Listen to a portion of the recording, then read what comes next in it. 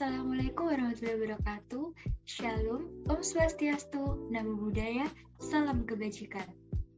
Perkenalkan, nama saya Lutfia Hernisa dari kelompok Monarda Didima. Dan aku Sabita dari Monitia Dharma dan Angkatan FH Angkatan 2021. Indonesia telah mengalami perubahan sejalan dengan reformasi dan globalisasi. Di beberapa bidang, terutama yang berkaitan dengan penyelenggaraan pemerintahan, basis efisiensi, efektivitas, dan demokratisasi.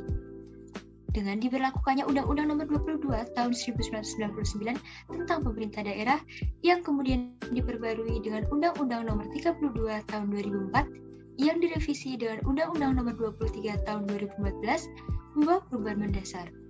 Pertama, sebelum adanya UU Nomor 22 Tahun 1999, daerah hanya memiliki otonomi yang nyata dan hanya bertanggung jawab.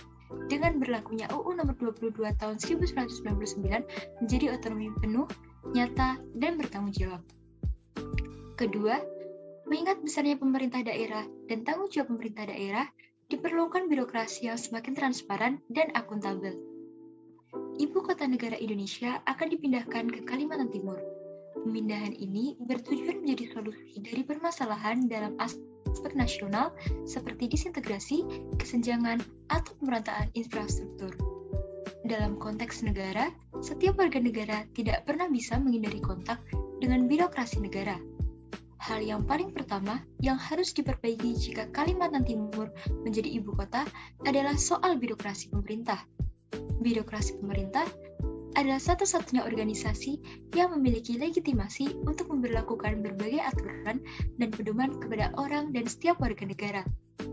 Dalam pelaksanaan pembangunan di ibu kota baru, tentunya banyak permasalahan dan kekurangan terkait dengan tingkat pelayanan publik di ibu kota baru. Maka, hal yang perlu diperhatikan adalah ketersediaan informasi yang lengkap atau transparansi dan kualitas pelayanan yang diberikan atau akuntabilitas. Berdasarkan konsepsi tersebut, Kalimantan Timur sebagai ibu kota baru tentu perlu beradaptasi untuk mengikuti arus global menuju era digital. Salah satunya untuk menuju kemajuan adalah menerapkan dengan konsep Smart City. Smart City sendiri merupakan sebuah aplikasi untuk menunjang di birokrasi di Kalimantan Timur. Berikutnya, pada perumusan masalah, berdasarkan latar belakang di atas, rumusan masalah dalam penelitian adalah yang pertama, apakah Smart City dapat meningkatkan kualitas pelayanan publik? Dan yang kedua, bagaimana dengan rancangan Smart City?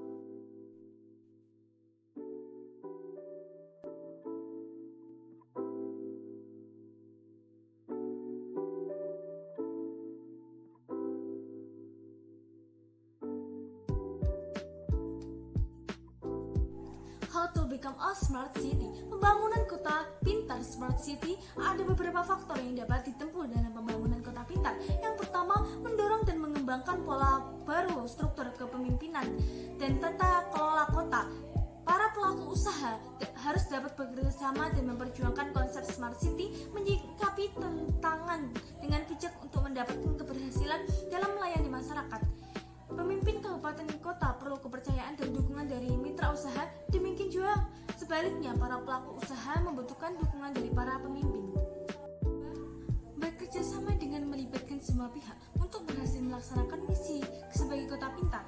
Pemimpin kabupaten, kota, atau provinsi harus dapat bekerja sama menyelaraskan kepentingan dan tujuan dari berbagai sektor lembaga masyarakat, sektor swasta, dan seluruh komponen masyarakat. Misalnya, bagaimana pemerintah kota Yokohama membuat warganya berperan aktif dalam mengubah perilaku dan sikap keseluruhan warga untuk kepentingan bersama yang menguntungkan seluruh komponen masyarakat.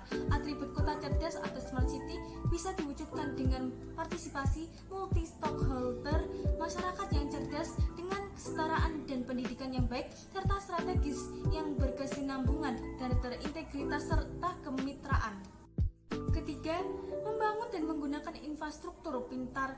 Pemimpin pemimpin kabupaten atau kota atau provinsi harus memulai menjajaki teknologi dan konsep infrastruktur yang modern, berintegrasi dan pintar dengan menghadirkan konferensi dan pameran teknologi di seluruh dunia sehingga memiliki pengetahuan dan menimba pengalaman dari berbagai kota di negara lain sehingga akan lebih mudah memulai inisiatif pembangunan kota pintar di daerahnya.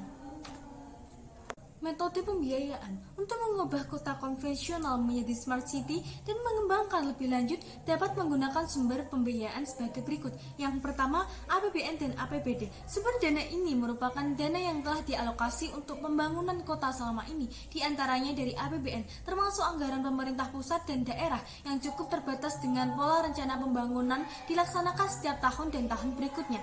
Kelemahan dari pola pendanaan ini adalah sulitnya bagi. Kedua, obligasi daerah.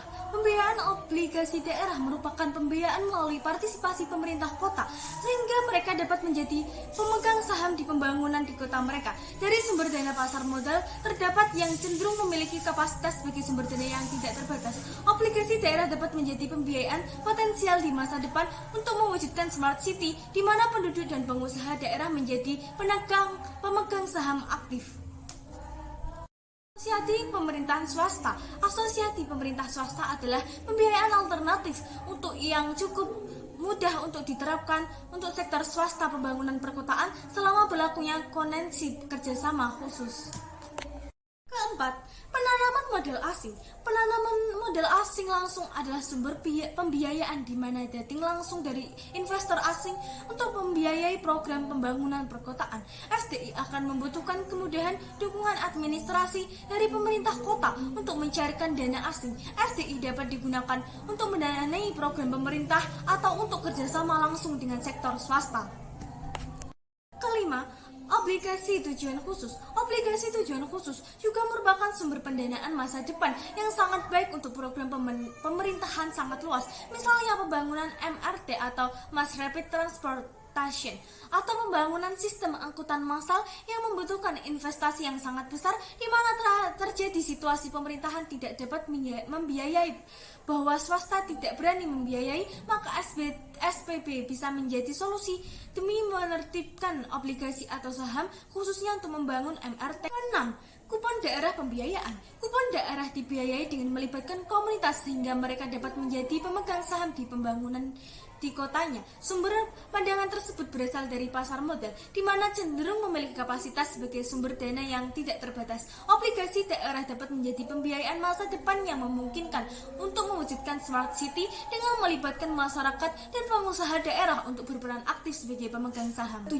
Public Private Partnership atau P3. P3 atau Private Government Partnership merupakan alternatif pembiayaan bagi yang cukup mudah dilaksanakan untuk membangun kota, melibatkan swasta untuk membuat pembiayaan program pemerintah dengan hak pengolahan yang diberikan kepada sektor swasta selama periode hibah kerjasama khusus.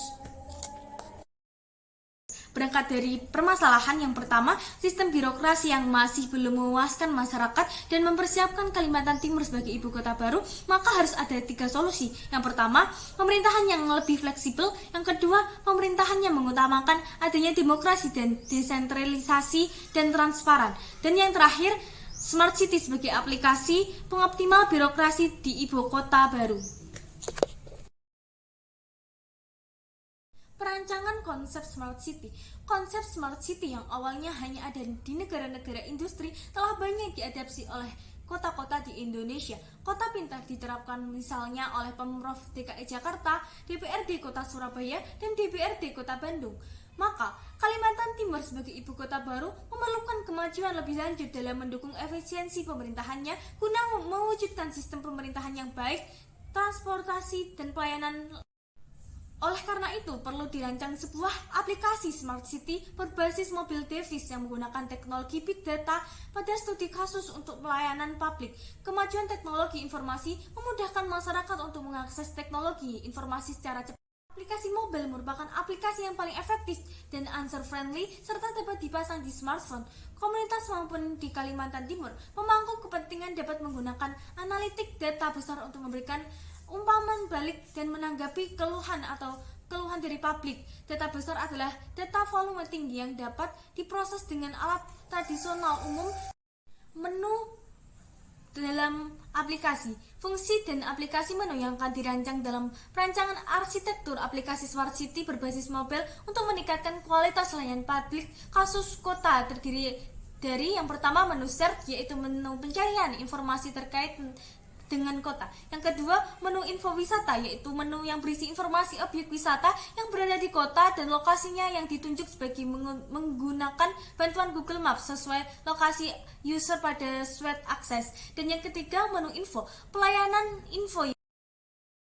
4. Menu pengaduan yang berisi data pengaduan. Pada menu ini, user bisa mengadukan perihal apa saja yang terikat dengan pelayanan publik di kota, misalnya informasi kerusakan jalan dan sebagainya. Pada menu ini terdapat halaman upload yang dapat digunakan untuk upload dokumen atau foto terkait dengan pengaduan.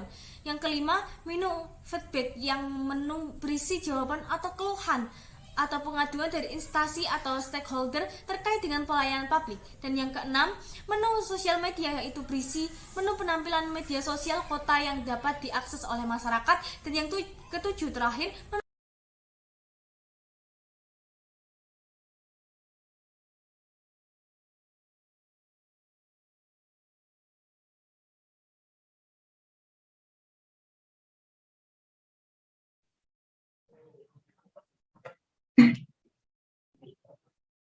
Maka dari sini, kami mengambil kesimpulan pelayanan publik saat ini masih kurang optimal, terlebih di lingkungan publik yang baru saja dibangun, mulai dari nol seperti Kalimantan Timur yang didaulat sebagai calon ibu kota baru bagi Indonesia.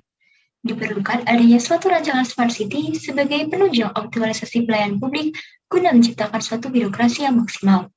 Tentunya, untuk menciptakan hal itu tidak semata-mata hanya bersumber dari pihak pemerintah, namun suara masyarakat pun diikutsertakan dalam mencapai tujuan tersebut. Oleh karena itu, Smart City juga hadir sebagai wadah penampung aspirasi yang bersumber dari siapa saja yang dapat bertanggung jawab atas suaranya. Kehadiran Smart City diharapkan dapat menjadi suatu sistem yang menjawab berbagai keluhan masyarakat mengenai persoalan pelayanan publik, juga sebuah inovasi baru di era Society 5.0 tentang tata kota yang baik dan inklusif pada pemutakhiran ilmu pengetahuan guna mencapai peningkatan standar hidup manusia. Selain itu, kami memberikan saran yaitu salah satu upaya penting yang dapat ditempuh pemerintah dalam pembangunan ibu kota baru di Kalimantan Timur adalah segera meluncurkan aplikasi Smart City yang dapat memberikan berbagai hal, mulai dari informasi terkini hingga wadah aspirasi masyarakat yang mana menjadi salah satu sistem optimalisasi pelayanan publik. Namun, karena tidak setiap orang mengerti betul akan teknologi, maka pemerintah perlu mengkampanyekan dan mensosialisasikan tata cara penggunaan aplikasi Smart City yang baik dan benar, sehingga setiap hal di dalamnya dapat dipertanggungjawabkan.